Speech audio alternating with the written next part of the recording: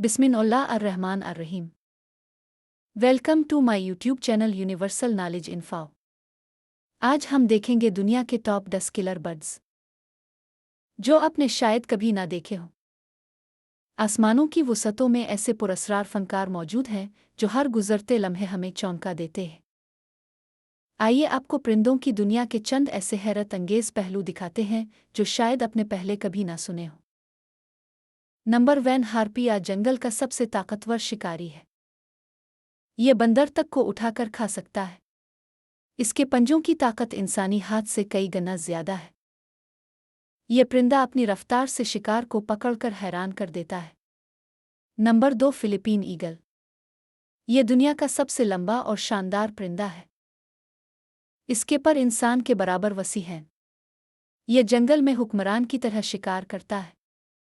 Number 3, crown eagle. ये Africa का खौफनाक शिकारी है।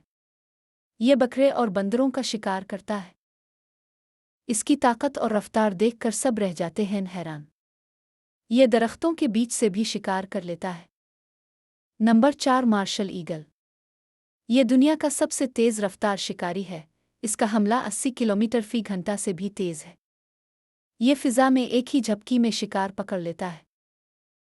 इसकी ताकत देखकर सब दंग रह जाते हैं। अगली बार जब आप किसी परिंदे को देखें तो याद रखें, आप सिर्फ एक मखलूक को नहीं बल्कि कुदरत के एक जिंदा मुजिज़े को देख रहे हैं।